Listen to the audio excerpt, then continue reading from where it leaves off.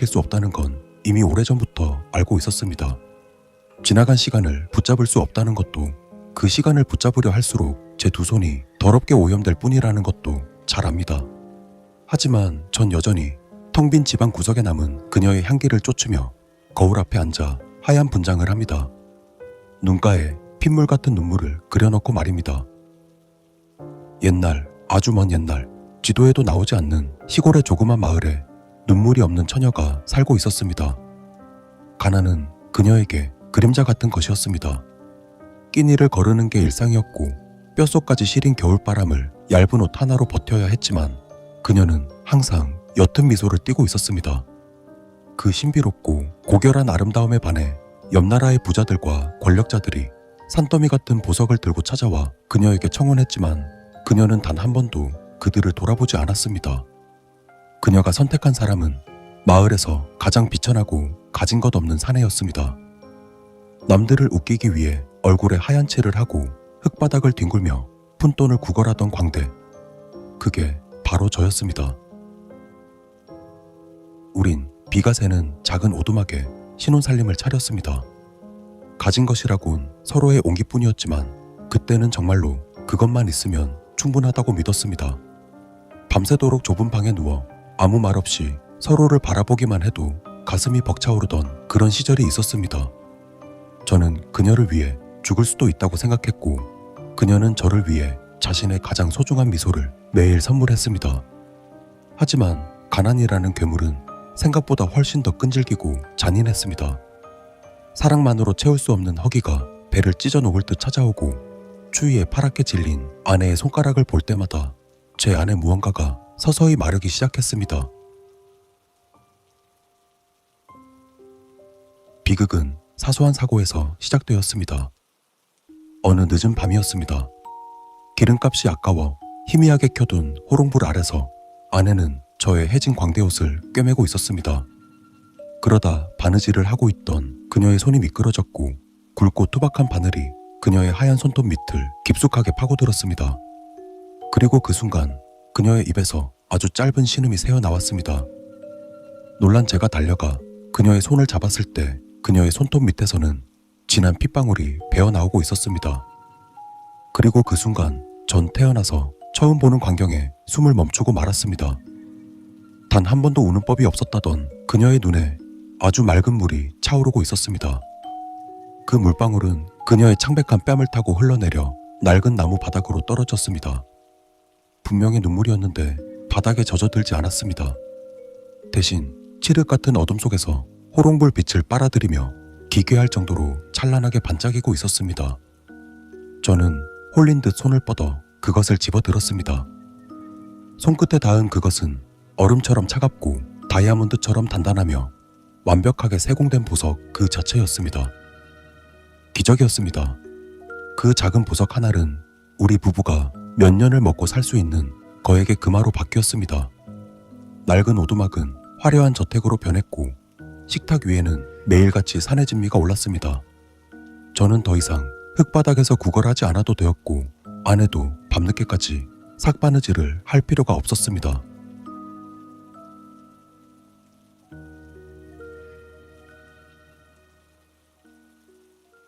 하지만 기적은 독약과 같았습니다. 금화가 늘어갈수록 저는 점점 더 자극적인 쾌락을 찾아 밖으로 돌았습니다.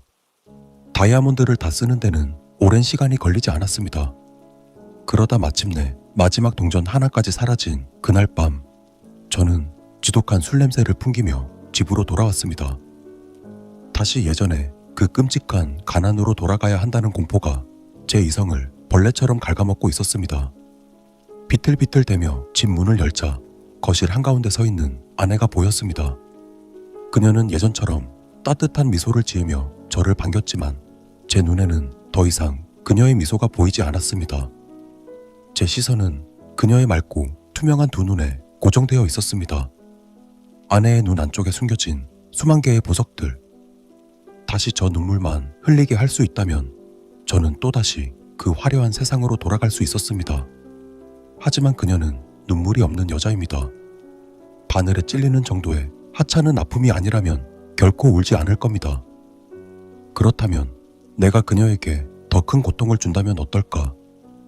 저는 떨리는 손으로 식탁 위에 놓인 묵직한 촛대를 움켜쥐었습니다. 아내는 아무것도 모른 채 걱정스러운 눈빛으로 저에게 한 발짝 다가왔습니다. 그리고 그녀의 다정한 목소리가 들린 순간 제 안의 마지막 인간성은 완전히 끊어져 버렸습니다. 전 짐승 같은 소리를 내지르며 그녀를 향해 촛대를 높이 치켜들었습니다. 그것은 짧고도 강렬한 파열음이었습니다. 제가 휘두른 육중한 촛대가 아내의 가냘픈 어깨를 정통으로 때렸고 그녀는 비명조차 지르지 못한 채 그대로 바닥으로 고꾸라졌습니다. 찰나의 침묵이 흐르는 동안 제 손바닥을 타고 전해지는 그 기분 나쁜 진동이 제 머릿속을 하얗게 태워버리는 것 같았습니다. 맙소사. 입 밖으로 나오지 못한 뒤늦은 후회가 목구멍까지 차올랐지만 그것도 잠시였습니다.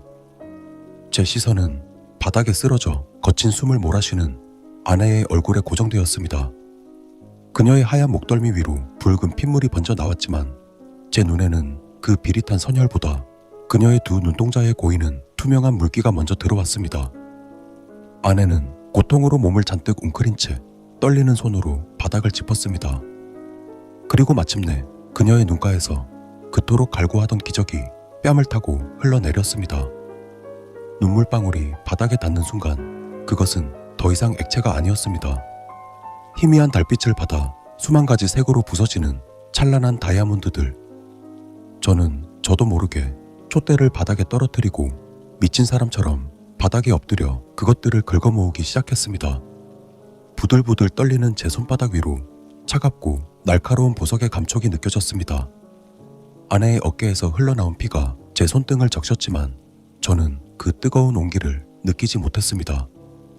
오히려 더 많은 눈물이 쏟아지기를 바라는 추악한 갈망이 제 심장을 검게 물들이기 시작했습니다. 그날 이후 우리의 오두막은 침묵이 지배하는 감옥으로 변했습니다. 저는 그녀가 흘린 다이아몬드를 팔아 마을에서 가장 크고 화려한 저택을 샀습니다. 그리고 전 수십 명의 하인을 고용했고 고급스러운 비단 옷으로 제 몸을 감쌌습니다. 하지만 그 화려한 저택의 가장 깊숙한 방, 빛조차 들지 않는 그곳에서 저는 매일 밤 악마의 연극을 이어갔습니다. 다이아몬드가 바닥 날 때쯤이면 저는 어김없이 술병을 든 채 그 방의 문을 열었습니다. 아내는 더 이상 저를 피하지도 원망하지도 않았습니다. 제가 다가가면 그저 체념한 듯 두 눈을 감고 제 매질을 받아낼 뿐이었습니다. 제가 휘두르는 채찍이 그녀의 여린 등을 갈기갈기 찢고 둔탁한 몽둥이가 그녀의 하얀 피부에 시퍼런 상처를 새길 때마다 방 안에는 보석이 쏟아졌습니다. 가장 소름 끼치는 건 아내의 반응이었습니다. 살이 터지고 뼈가 멍드는 그 지독한 고통 속에서도 그녀는 피눈물을 줄줄 흘리며 저를 보며 미소를 지었습니다. 마치 제가 삐에로 분장을 하고 사람들을 억지로 웃기던 그 시절의 미소처럼 말입니다. 입가에 붉은 핏물을 머금은 채 부들부들 떨리는 입술을 억지로 끌어올리며 그녀는 저를 빤히 쳐다보았습니다. 저는 그 기괴한 웃음이 무서워 더 모질게 그녀를 몰아붙였습니다. 그녀의 가슴에 제가 새긴 상처가 번져갈수록 제 주머니는 더 무겁게 보석들로 채워졌습니다. 저는 그 다이아몬드를 들고 나가 세상의 온갖 더러운 쾌락을 닥치는 대로 집어삼켰습니다. 술에 취해 돌아온 밤이면 지하실 바닥에 굴러다니는 보석들을 밟으며 미친 사람처럼 춤을 췄습니다.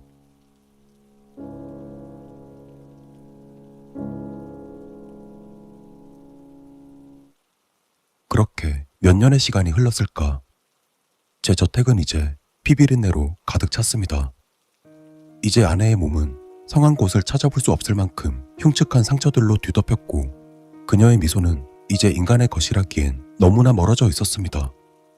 그리고 그날 밤이 찾아왔습니다. 도박장에서 모든 돈을 잃고 술독에 빠져 비틀대며 집으로 돌아온 날, 다시금 저는 지하실 문을 거칠게 밀어 젖혔습니다.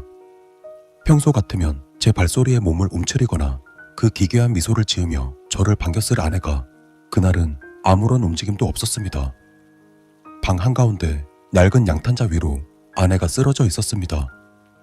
그녀를 감싸고 있던 하얀 드레스는 검붉은 선혈로 완전히 젖어 있었고 바닥에 퍼진 붉은 것은 거실 바닥을 수놓고 있었습니다. 저는 술기운이 단번에 달아나는 것을 느끼며 그녀에게 다가갔습니다. 그런데 그녀의 차갑게 식어가는 두 손에 지금까지 제가 본 그 어떤 다이아몬드보다 크고 핏빛보다 더 새빨간 무언가가 쥐어져 있었습니다. 제 탐욕은 그 순간에도 멈추지 않았습니다. 아내의 죽음보다 그 거대한 보석의 가치에 제 심장은 다시 뛰기 시작했습니다. 저는 뻣뻣하게 굳어버린 그녀의 손가락을 힘겹게 비틀어 펴냈습니다. 그리고 마침내 그 새빨간 보석을 제 두 손으로 거머쥐는 순간 전 짐승 같은 비명을 내지르며 그것을 바닥으로 내동댕이 치고 말았습니다. 그것은 다이아몬드가 아니었습니다.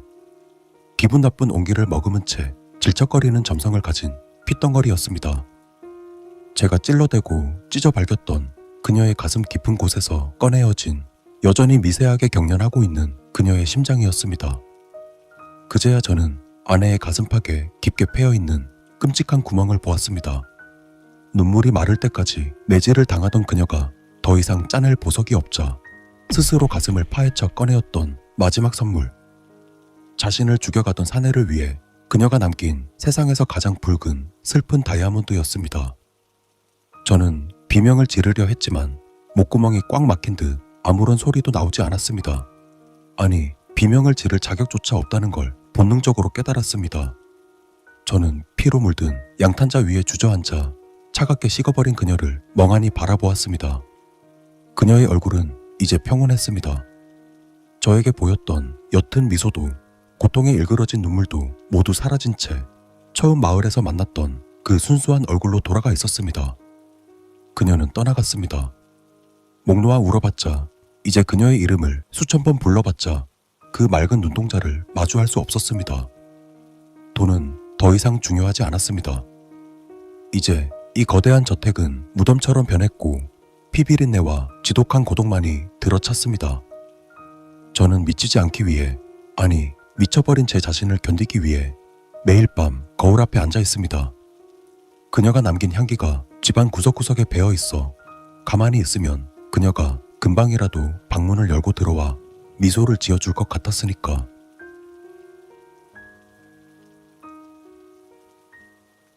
저는 제 얼굴에 하얀 분칠을 하기 시작했습니다. 광대였던 시절보다 더 두껍고 무겁게 제 추악한 본 모습을 가리기 위해 하얀 가루를 덧칠했습니다. 그리고 두 눈가에는 제가 그토록 원했던 그 새빨간 다이아몬드의 색을 닮은 핏물 같은 눈물을 그려 넣었습니다. 분장을 마친 저는 텅 빈 거실 한복판에서 춤을 추기 시작했습니다. 술기운에 몸을 맡긴 채 지난 사랑의 후회만큼이나 커다란 웃음을 지으며 미친 듯이 발을 굴렀습니다.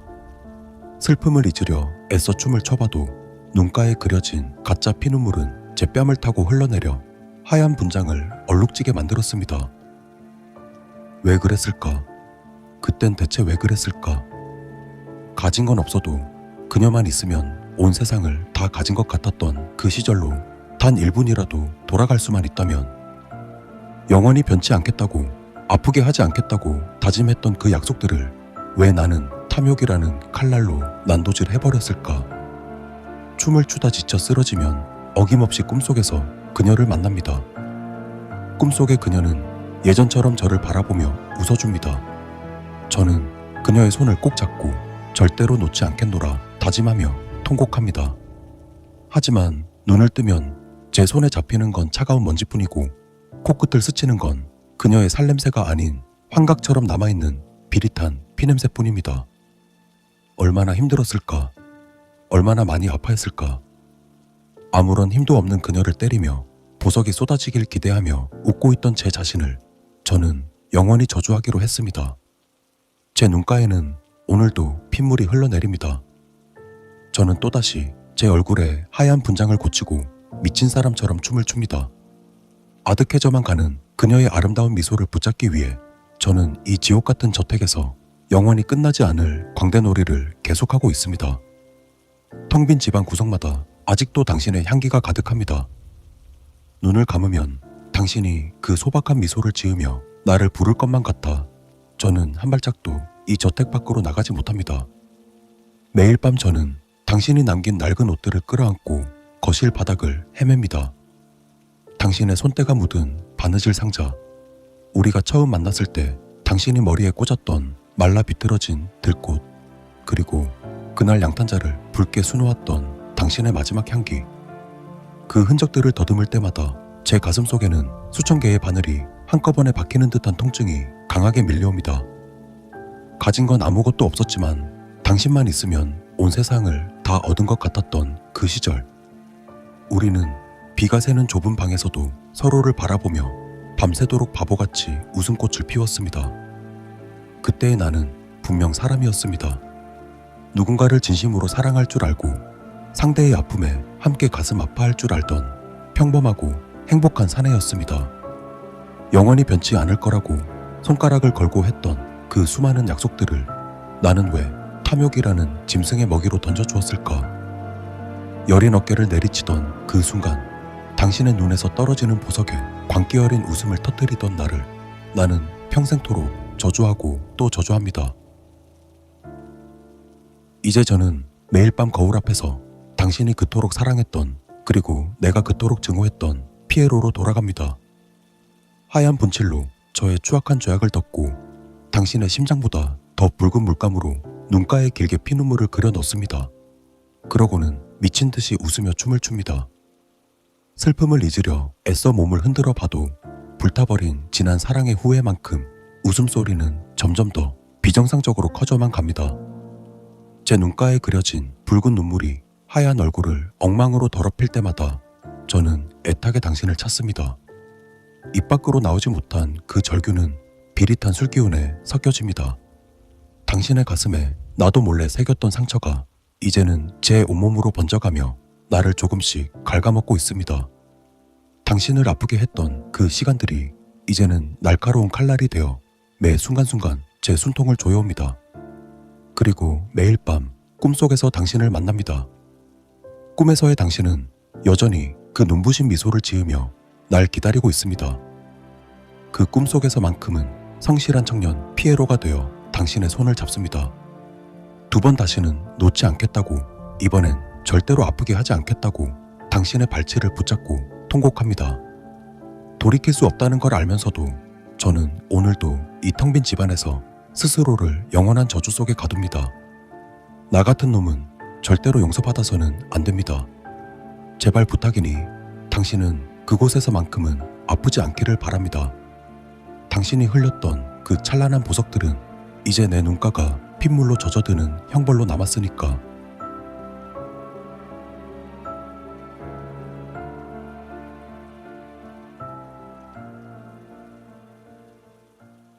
시간이 얼마나 흘렀는지 이젠 가늠조차 되지 않는다.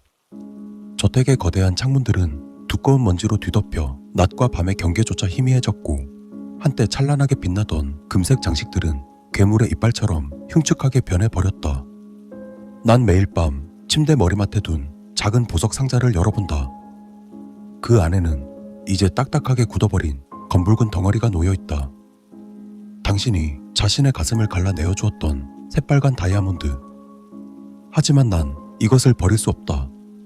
이것이 당신이 나에게 남긴 유일한 형벌이자 내가 이 세상에 붙어 있어야 하는 유일한 이유이니까. 이제는 내 얼굴의 분장을 지우는 법조차 까마득히 잊어버렸다. 하얀 가면에 숨겨진 내 얼굴이 어떻게 생겼었는지 기억조차 나지 않는다. 당신을 처음 만나 수줍게 웃던 그 청년의 얼굴이 도무지 기억나지 않는다. 그저 내 눈가에 다시금 붉은 물감을 칠하며 당신의 핏물을 흉내낼 뿐이다. 난 거실 한가운데 깔린 낡은 양탄자 위로 올라섰다. 당신이 마지막 숨을 거두었던 그 자리. 이제 이 양탄자는 내 평생의 광대 무대이자 단 한 명의 관객도 없는 고독한 형장으로 변했다. 그리고 난 다시 춤을 춘다. 비틀거리는 다리로 억지로 움직이며 미친 듯이 웃음을 지어 보이는 것도 잊지 않는다. 그러다 텅 빈 저택에 내 웃음소리가 메아리친다. 그러다 힘이 다해 양탄자 위로 쓰러진다. 뺨에 닿는 양탄자의 감촉이 마치 당신의 차가운 살결처럼 느껴진다. 나는 그 붉은 천을 손톱이 빠지도록 움켜쥐고 당신의 이름을 불러본다. 하지만 대답은 돌아오지 않는다. 이미 지나간 시간을 붙잡을 수 없다는 걸 알면서 난 오늘도 이곳에 누워 당신의 향기를 쫓는다. 평생 나를 용서하지 않기를, 절대로 용서하지 않기를. 그리고 부탁이니 제발 그곳에서는 눈물 흘리지 않기를 바란다.